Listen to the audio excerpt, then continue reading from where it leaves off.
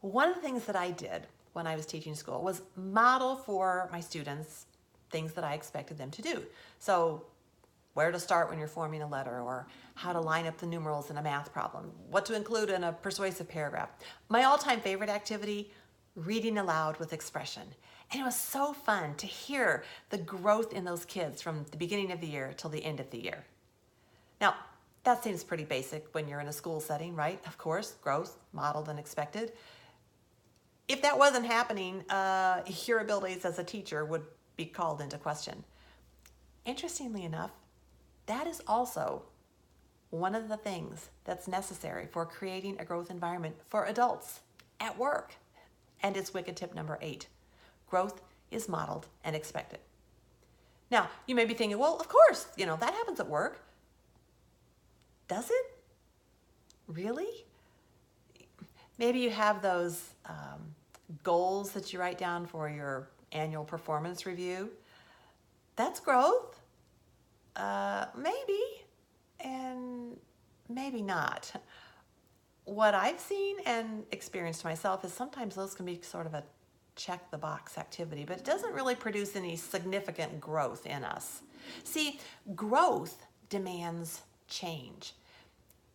You can change and not grow, but you cannot grow and not change. We see evidence of growth in nature all the time. The grass gets taller, the shrubs get fatter, the plant produces more blooms. But growth in people, it happens on the inside and then is manifest on the outside in behaviors. And all that starts with the leader. When was the last time your leader, or you as the leader, got a group of people together and said, you know what? This is what I'm learning right now about X, and I think it would really help you in your responsibilities. Or got a group of people together and said, you know what? We need to talk about principles.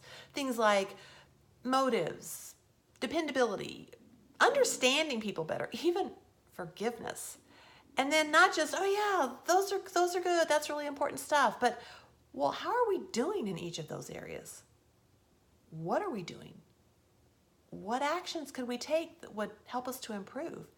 And then coming back the next week to report in, having some accountability so that growth really is modeled and expected. Now, if you're thinking, whoa, that sounds pretty intense, who has time for that? Well, here's your answer. The teams, the organizations, the companies who know that in order to grow as an organization, they have to be growing their people. Patrick Lencioni actually describes this as paying attention to the health side of the organization. And he says that's what gives people the distinct advantage in business. If you have found these tips helpful, yay, there's 3 more coming your way. But I also want to let you know that this is just a tiny slice of an amazing resource of world-class help that I could give you as you're growing your team and growing yourself. In fact, next Tuesday, I'm going to be hosting a complimentary call. You'll see the details in the post, called the 4 R's of Growth. I really hope you'll join me. And tomorrow, I'll be back with wicked tip number 8. Stay tuned so you can bloom. But since this is Friday, I feel like I also need to say this. If you're not growing anywhere, you're not going anywhere. That's my perspective this Friday. I'm Amy Barg. Living large.